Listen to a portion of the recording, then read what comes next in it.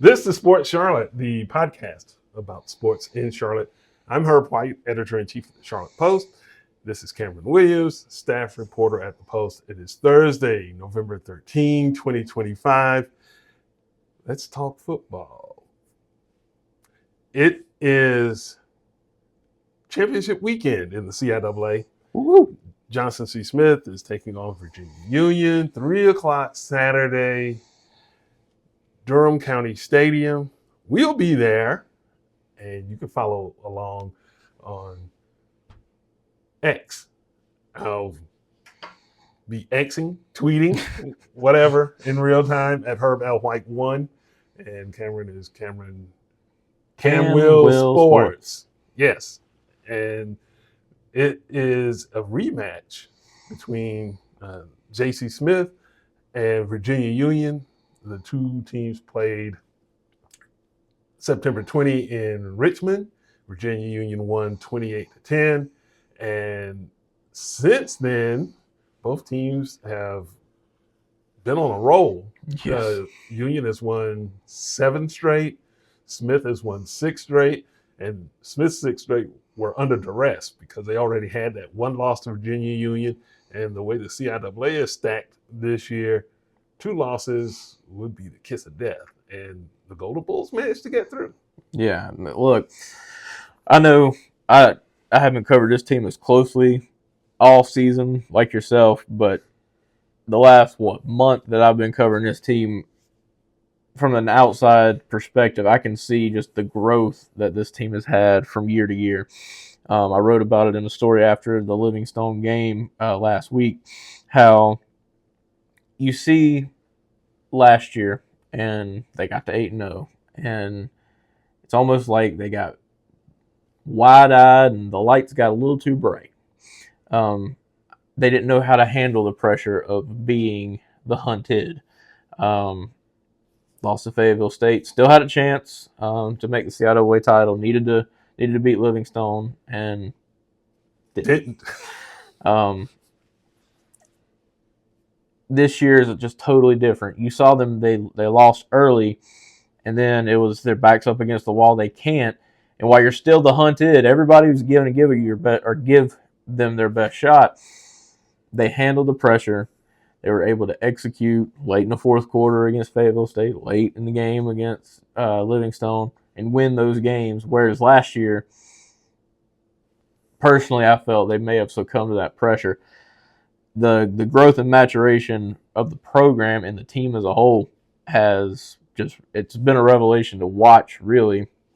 And I'd give them as good a shot as anybody this weekend. I'm sure if Vegas was doing spreads for Division II football, and I'm sure you can, on some aftermarket, you can find spreads for this game out there somewhere, Virginia Union would probably be favored. Mm-hmm. I don't think there's any question about that. Virginia Union is a really good football. They are so sound across the board, and to my knowledge, they're dealing with less injuries than the Golden Bulls have had this year.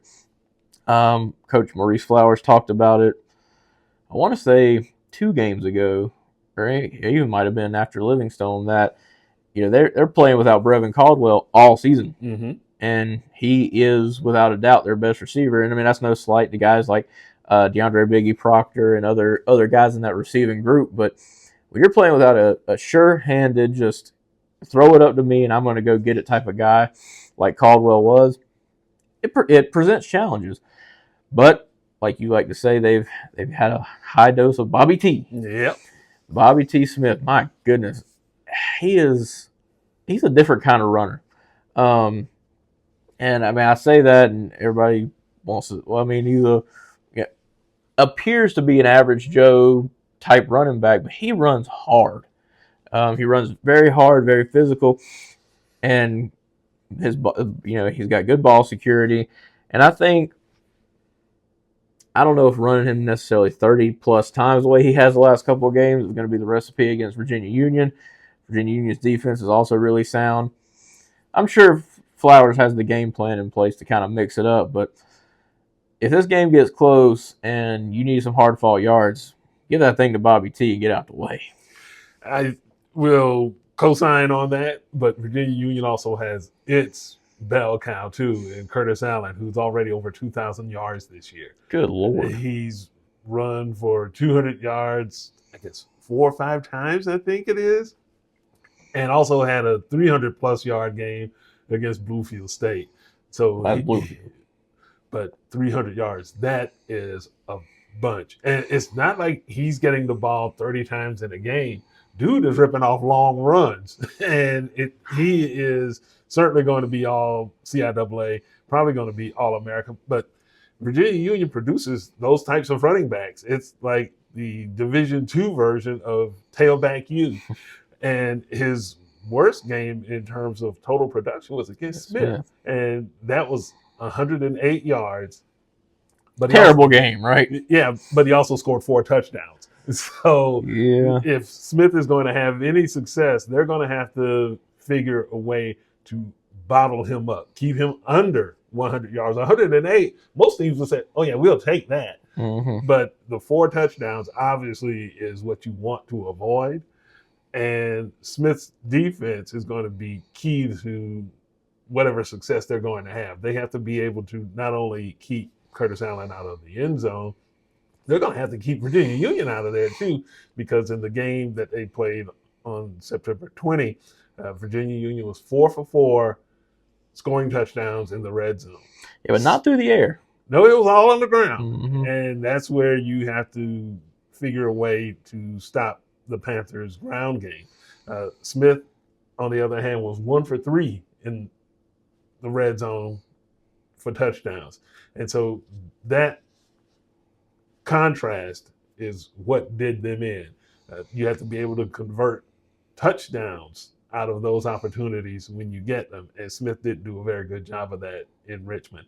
So if the Golden Bulls are going to keep this thing close or even win it, they're going to have to stop the run, and they're going to have to convert red zone opportunities into points other than field goals. Or if you get enough chunk plays and can score that way, that's even better, I guess. Mm-hmm. Why bother with the red zone when you can score long distance? Yeah. Well, that's your keys to the game. Here's my key. Okay. You're going to have to run the ball more. In this game against Union, and granted, this was way, way earlier in the season, and so while it seems like just a short time ago, the teams have grown. Both teams really have grown a lot since this game. So I don't know how Union's going to approach this game, but Bobby Smith only rushed the ball 6 times. That ain't going to win this game on Saturday. He's going to need his fair share of carries. But, I mean, Kelvin Durham, he was 20 of 35, 193. Didn't have a touchdown through the air, but had one on the ground. I think a little bit more, a bigger dose of Bobby T for sure. Mm-hmm. But defensively, yes, you're wanting to eliminate the big rushes. Virginia didn't pass well. 5 of 12. And forgive me if I butcher this name, but R.J. Rosales? Rosales, yeah. Okay.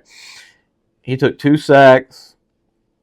He did have a net gain of 63 yards on the ground. So if this team is truly as one-dimensional as they were back in September, I just say load 7 or 8 in the box and hope for the best, because they didn't prove that they could burn you through the air. So if you're honing in, I'd say 80% on the run. And if they do pass it, I think you've got enough guys defensively to combat anything they may be able to get, chunk plays through the air. I say you're wanting to stop the run and control the clock. And I think that's the biggest thing, at least in my opinion, is if this game's close, say you got a 17-14 type lead, Maurice, hand the ball off. Use that clock. No need for Kelvin Durham to start slinging that thing, because you're wanting to keep the ball out of Virginia Union's hands in any way possible. Not to say Smith's defense isn't capable of stopping them. They can be, and they've shown against other teams that their defense can be very solid, but Virginia Union is a different animal. And one of the things, too, I would think it's instructive to go back to the game that those two teams played last year in Charlotte, where Smith was the more physical group. And even though the final score was 21-17, I believe it was, somewhere in there, the more physical team dominated that game. Mm-hmm. And that was Smith. Smith's problem in that game was they weren't converting enough possession or scoring opportunities into points. But the defense took care of business and made Union one-dimensional. And so, again, that recipe could be the key to delivering a championship on Beatties Ford Road for the first time since 1969. And it's already been a really good season for the Golden Bulls. That was negative 30. 1969. Yeah. That was negative 30. But anyway, the point is they have to do those things in order to get out of it. Like I said, 9-1 this season is the best regular season in JCSU history. And I don't think that there's any doubt that these two teams are also going to advance to the Division II playoffs. Yeah. I just have a hard time believing that the loser of this game will fall out of the regional rankings. Virginia Union is second in in Region 1, Super Region 1. Smith is third. And I don't think that the loser of this game, even if somebody got beat by 20 or 30 points, is going to fall out of the rankings to the point where it's like, well, you know what? You can't make this tournament. I think that's ludicrous. Both teams are going to advance. But for history's sake and just frankly curiosity, can the Golden Bulls close the deal and win a CIAA title? Virginia Union has won the last 2 titles, so they know what this is like. The question is, how will the Golden Bulls handle that emotional wave of being in this position for the first time ever? Because other than X's and O's, yeah, you can plan for that. Physically, you can plan for that. Emotionally, that's a wild card. So how will they handle that? I think they'll handle it well. I think this year's group is a lot different than in years past, and more specifically last year. I think they'll handle the pressure well. I think in this game it's almost a flip role. Johnson C. Smith's been the hunted all year. Now they're hunting. And I think Virginia Union knows that they would be the favorite on any sports book, and they're going to have to play. Both teams are going to have to play their best brand of football to win this game. Virginia Union can't have an off day. Smith definitely can't have an off day. And quite frankly, I think either team's going to win this game by 3 points. I think a tight game is what's going to happen. And if that becomes a matter of special teams, perhaps, Smith has really improved there. And that was part of their undoing in Richmond, too. They gave up a couple of big returns to the Panthers, and that posed problems because it also set Union up in really good field position. Nope. And they converted that opportunity into points. And so special teams is going to be an X factor. But Smith has really improved in a lot of different areas. They've got a proven return game as well. They returned 2 touchdowns, 2 kicks for touchdowns this year, and it was the same person. And that had never happened in school history, too. So all kinds of history awaits, possibly, for Smith, but it won't be easy because you can best believe Virginia Union isn't going to give it away. No, they won't. Final score predictions. I am torn on this one. No, come on. No, really, no. I don't think you can undersell the experience of having been there and done it. So 21-20, Smith. Woo! Oh my gosh. I don't know if my heart can handle another game like that. That's some good stuff. Oh, man. don't want enough dead air time, I know, but for those listening and not watching, I'm thinking Now, how are you here. going to ask me to make a prediction and you're not ready to make one? Because I don't know who's going to win this game. I'll be the contrarian. I'll be the flip side. I want to say 23-20 Union. Okay. Either way, it should be a good game. And I get we as media were unbiased, but I would hate if that happened because it's like you get to the mountaintop and then your hiking boots go flat or something and you just slip. Or you lose them. Or you lose. Virginia Union is a good football team. Mm-hmm. They are a very sound football team. There's not a lot of holes that you can exploit. I just think the evolution that Smith is seeing next year, it could be theirs to lose. I just think Virginia Union is really, really tough. And look, if Maurice hears this, let this be my issued challenge. Prove me wrong. I tell teams all the time when I talk high school picks and prognostications and all the P's that I have. Prove me wrong. Because quite frankly, when it comes to teams that I cover and I pick against them, I want you to prove me wrong because it's good for business. Mm-hmm. Yeah. But regardless, it's going to be a close game. Yeah. I think that when you have teams that are this equal in terms of talent and coaching, anything can happen, and it usually does. And either way, it's been a historic season over at Smith, and I think it will continue on with their first ever playoff appearance. So to me, that's the even bigger goal. CIAA title is great, but you want to be in the conversation to fight it out for a national title. I'm just saying. And so CIAA, that's great for the local historic stuff, but to me, you want to be in there in the hunt for natty. Forgive my contrarianism again. I don't think Smith or Virginia Union are going to sniff the D2 championship. So to me, this game's bigger on Saturday because I know Virginia Union made like the third round of the playoffs last year, but I don't think going into the playoffs anybody would have thought they would really get out of the first round, maybe second for sure. Neither team's going to win the national championship. I could be wrong, but I don't think either of them are going to win a national championship this year.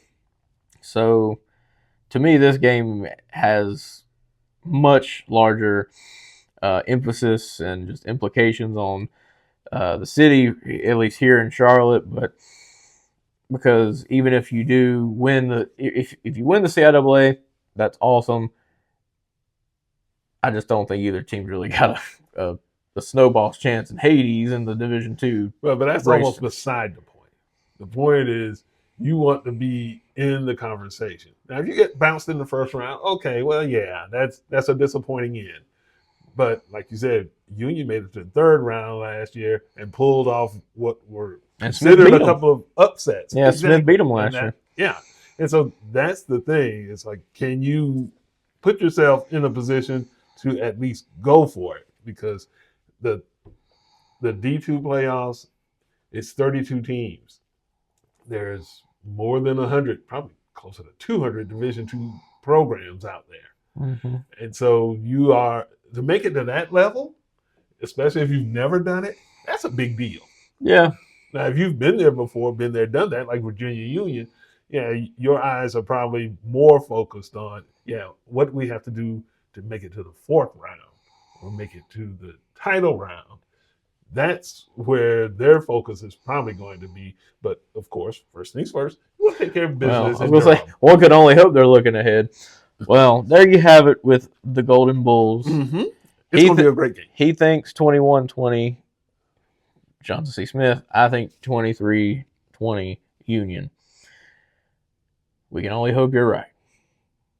If I am, great. And if I'm not, Do I get my P back? No.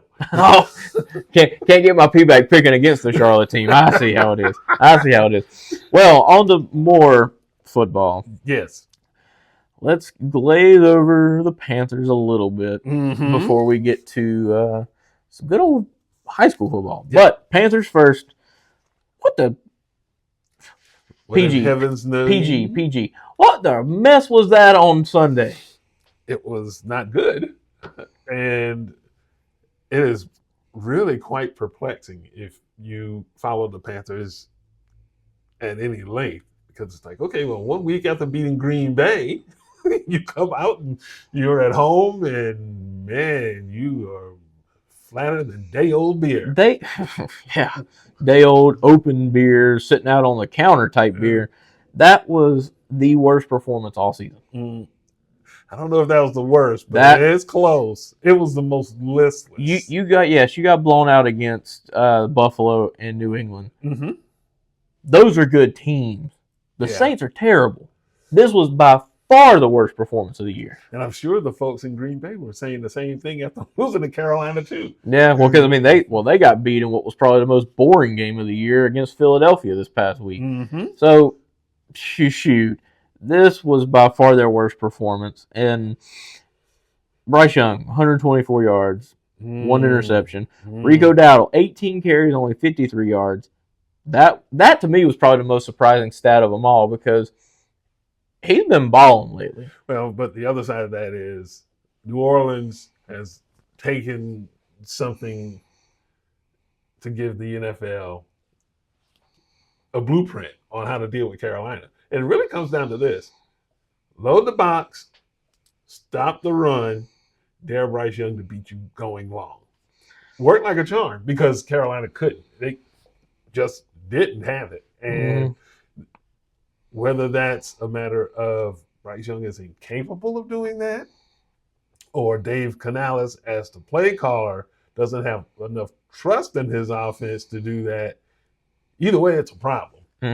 And how do you fix that? Because obviously you want to be physical. You want to run the ball efficiently. But if your quarterback can't make a defense pay at that level, you're not going very far. Looking at their next 5, good gosh almighty, looking at the rest of the season, based on which version of the Cardiac Cats are we going to get each week? I think that's more so the question, because if they play the way they did last week against the Falcons in Atlanta, San Francisco at San Francisco, even LA at home, then you go to the Saints, the Bucks, Seahawks, they don't win a game. They can even have a little bit better performance than they did against the Saints, and I still don't think they win. They might beat the Saints. But the Falcons, you got to figure, yes, they beat them 30-0 in what was probably the Panthers' best performance of the season. But the Falcons aren't playing bad football right now, and going to Atlanta, man, it's weird. It is a very odd thing to keep up with because you never know which version of the Panthers you're going to get. Nope, but at least you're not going on a consistency basis. You're not going to get the worst Panthers every week.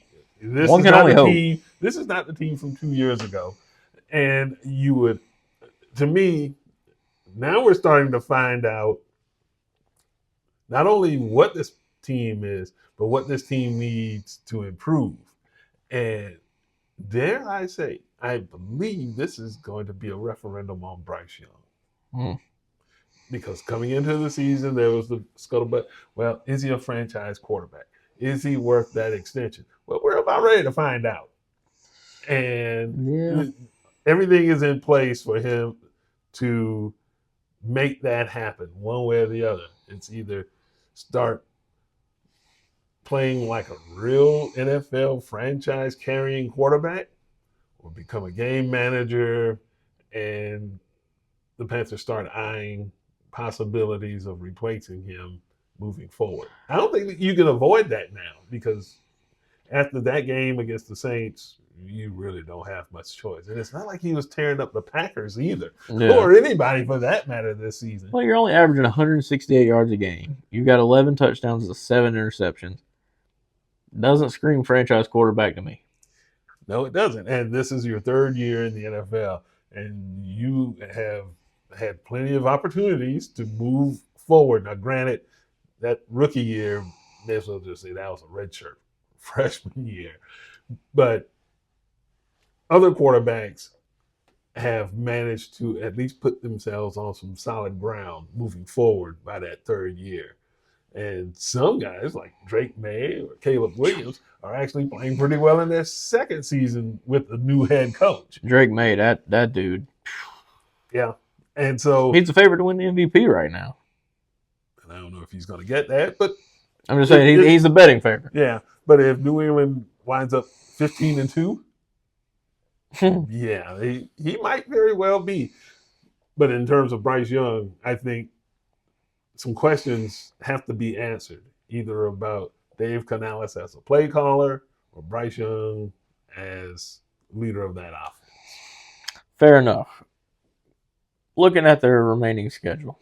Mm-hmm. Losses to everybody in the NFC West. Oh, yeah. Who are they beating in the South?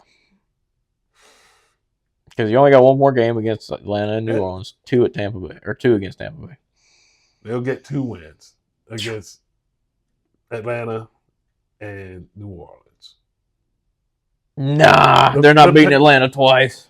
The Panthers are better than both of those teams. But now they should be, but are they really? Again, that comes down to Bryce Young, because you know that no matter how physical you are up front in the NFL, there's chances are going forward, there's going to be 7, 8 defenders in that box. It's like, well, Rico, you're not going to get yours. Yeah. My thing with Atlanta is, okay, you're talking about, or you just said rather, that Carolina's better than, blah, blah, blah. Well, are they? Atlanta, quarterback, Michael Penix. Hadn't had a great year. I think he's better than Bryce Young. Well, Bijan Robinson, Rico's had a fantastic year. You can't take anything away from him. Bijan Robinson is a much more talented running back. Hands down, catching the ball in the backfield, everything that he presents as not only a running back, but a receiving back as well. And then the receivers, Drake London, Darnell Mooney, you got Kyle Pitts at tight end. What am I missing? Well, Tedrow McMillan hasn't gotten to his. I don't think he's reached his full potential. Could he be better than Drake London? I think so. Right now, he's not. Xavier Legette, Darnell Mooney, close. Kyle Pitts is better than any tight end Carolina's got. But again, there's a reason why the Falcons have a worse record than Carolina. Yeah, so, that type of thing. But how that turns out, I think a good chunk of what we're going to learn is where Bryce Young is as a quarterback, and where Dave Canales is as a play caller, to be honest. So are they inseparable? Absolutely. Yeah. So enough kitty cat talk, because it seems like all we do is talk in a circle when it comes to them, because every week it's the NFL. Well, not even just that. Just every week with the Panthers, it's always they beat a team that we weren't expecting them to, or they played putrid, and it's like, where did the Panthers go from a week ago? But I digress. Mm-hmm. It's time to see some Charlotte teams play football. Yep, and the high school playoffs, which started last week, it's fully underway this week because everybody's into the deep end of the pool. Indeed. And there were 4 teams from Mecklenburg County that drew first round byes to rest and heal and just do high school things, I guess. Because there's too many classifications, NCHSA. Yes, and then you've already talked about that part of it. Yes, you have.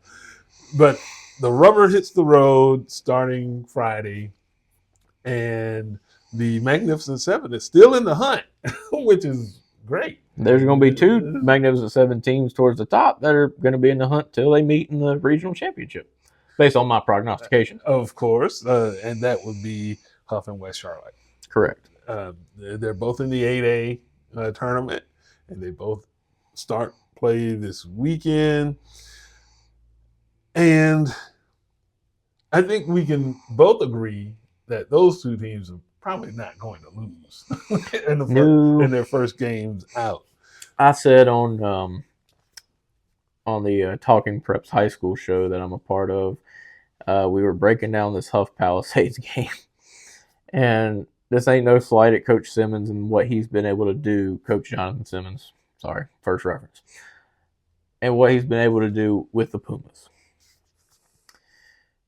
I said that Palisades will be doing good to cross the 50 4 times. Huff's defense is a different level. And I also said there's 3 defenses in my mind that are the cream of the crop right now. It's Huff's, Weddington's, and West Charlotte's. Those 3 teams defensively are just absolutely laid at 2 teams. And West Charlotte's had 3 or 4 shutouts. Huff has held teams to single digits what seems like all year. They're just different right now. And so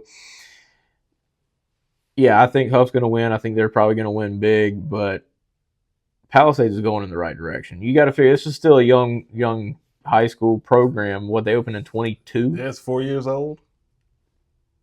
Yeah. So, well, yeah. 4 seasons. 22, 23. Yeah, 4 seasons. Yeah. Mm-hmm. So you just look at the jump they took from year 1 to year 2, and I thought that was, quite frankly, really impressive. But then the jump they took to win the conference in year 3 fell just short this year, but was still right at the top of their conference. Simmons has got them going in the right direction. They're just running into a buzzsaw. Yeah, and Huff is it in terms of buzzsaws. So that's number 1 Huff, number 7 Palisades. Is Mallard Creek in the M7? No. No.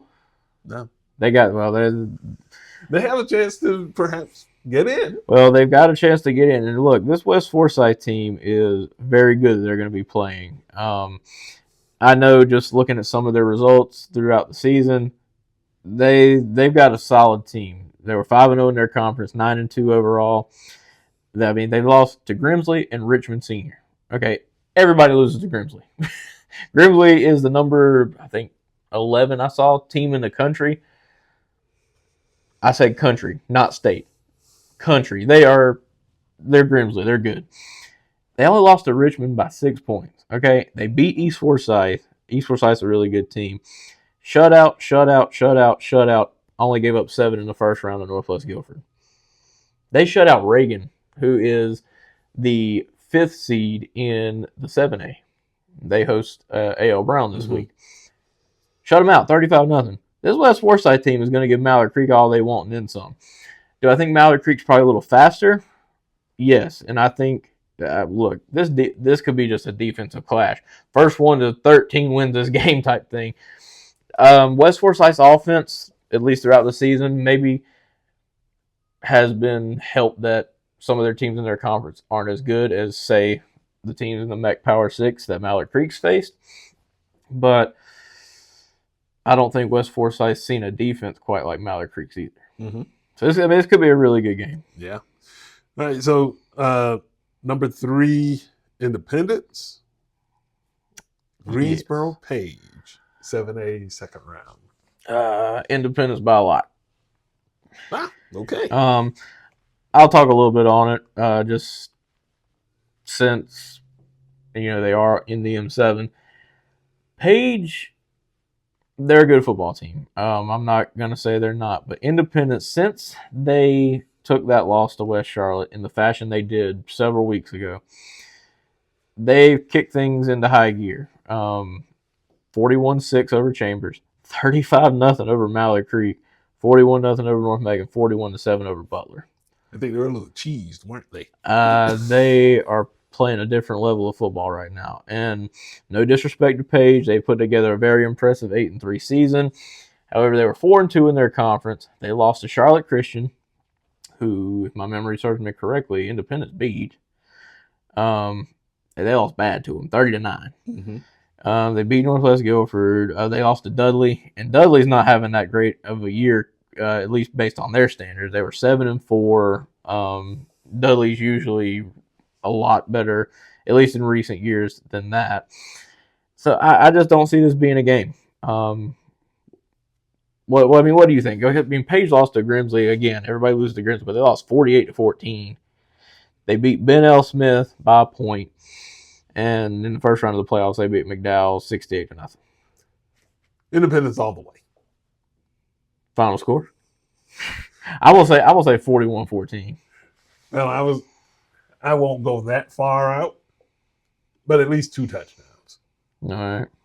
It's going to be more than 2 touchdowns. I'm just saying, because sometimes folks will have a little mercy, or they'll empty the bench, and you'll get a few meaningless scores in terms of the outcome of the game. But the competitive part, yeah. So all right, who's next on the M7?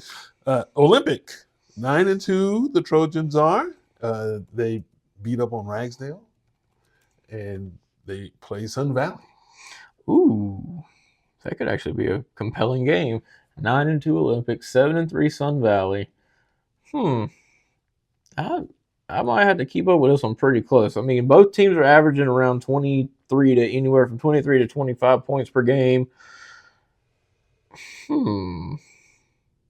I wouldn't put it. Look, I would just say this. I wouldn't put it past Sun Valley to win this one, but Olympic is not going to go down without a fight.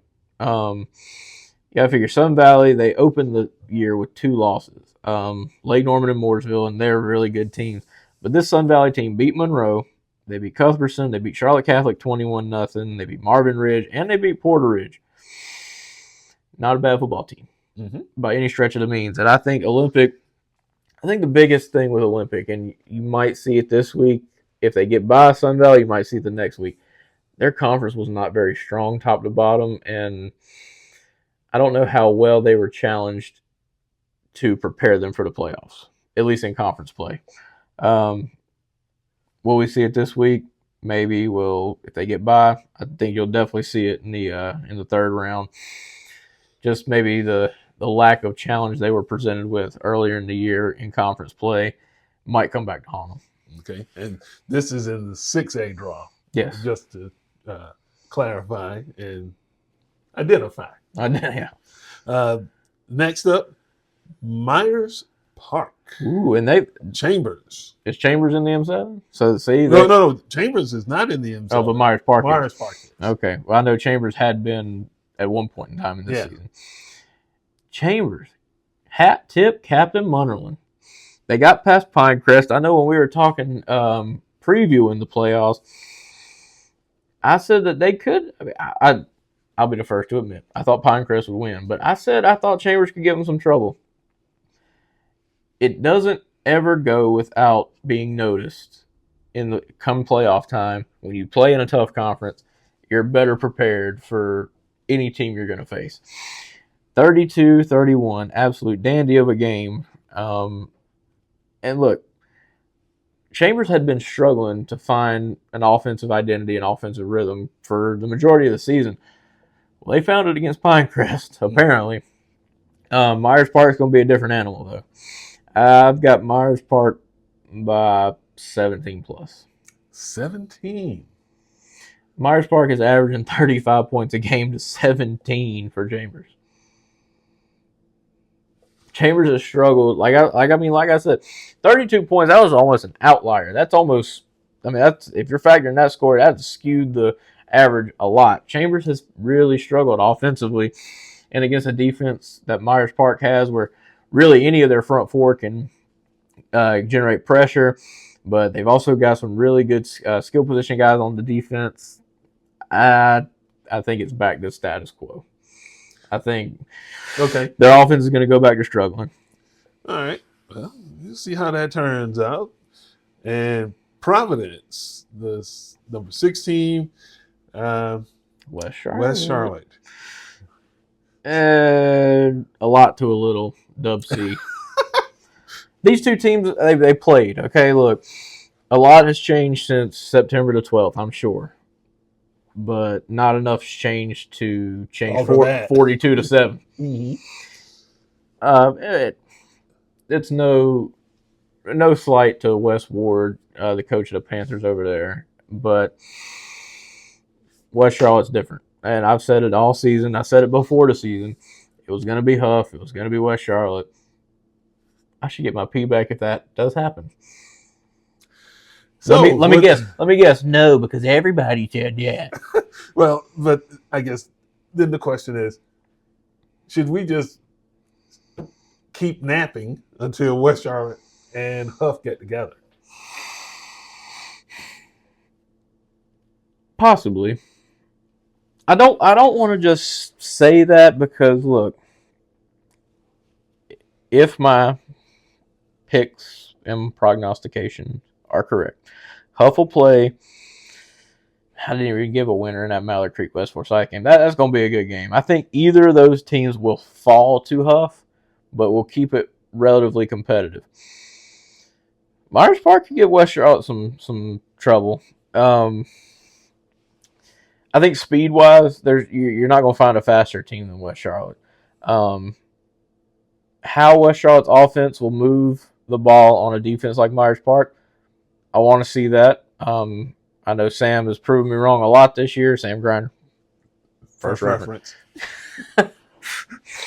But I would still have to pick West Charlotte like 28-10 in that game. So that doesn't sound like much of a. That doesn't sound like a close game. I score late. Okay. But yeah, I mean I'm looking forward to the Huff West Charlotte game. I hope they both don't overlook an opponent and fall asleep and then get beat before that, because that's what everybody's wanted all year. And I'll just be honest. Other than maybe Rollsville or Millbrook out of the East, I don't see anybody beating the winner of Huff and West Charlotte for a state title. Mm-hmm. Well, we shall see, because the road starts Friday. Well, for some teams, it started the previous week for others. But, I mean, I think it'll be a good playoffs. And, I mean, I think 7A has got a good chance to be a really good playoffs as well. Looking at that bracket, you still got Independence in there. Butler, I know they weren't in the M7, but Butler did beat Hopewell. They've got a tough challenge in Mooresville this week, but I know they're not directly in CMS, but Porter Ridge beat Cuthbertson. They play Richmond Senior. Poor Marvin Ridge. They get Weddington. And they got beat really bad by Weddington. So, I mean, this is the time of year I love. I love playoff high school football in and around Charlotte. Some of the teams in North Carolina, I know people in Georgia and Texas and all those, they like to flex their football. Florida as well. North Carolina is edging up. They've got a lot of really quality football teams. Cardinal Gibbons in the 7A East, really, really good football team. Clayton, coached by former Myers Park coach Scott Chadwick. Cleveland's also really good. Not too long ago, they had a running back from Cleveland, Amarion Hampton, who's now with the LA Chargers, played at Carolina. I love North Carolina football and just the evolution we're seeing. And, yeah, we're coined the hoop state. Boy, football is really starting to push on them a little bit, because for basketball, everyone is starting to go to the private schools and the private institutions, and not just in this state. You got guys that played in the public ranks here that are transferring to IMG or Rise Academy or Prolific Prep and all these different schools that you basically go to school to play basketball. Yeah, they're sports factories. And so there's going to be a conversation soon. Are we a football state instead of a basketball state? I'd say it's already a football state, but that's just me. And what else is me is the biggest cheerleader for you, our audience. Yes. And we want you to like and subscribe to our YouTube channel. So throw it in that, as well as going to our website, thecharlottepost.com, and becoming a subscriber to our sports newsletter. Also, become a subscriber to the Post Digital Edition, or for you old schoolers, good old-fashioned paper Yeah, we still do that. And you can also become a donor if you are just really enthralled by the work we're doing and you want to support that. And we really need your support because you can read what we're doing. You can also check out our videos. It doesn't cost you a thing, but it costs us to produce that content. We need you. So come on, man or woman. We need your help. So do that today. Don't let it slip by. Do it. We appreciate you. And for everybody here in beautiful Derrida, that's Cam. I'm Herb. Thanks for watching and listening.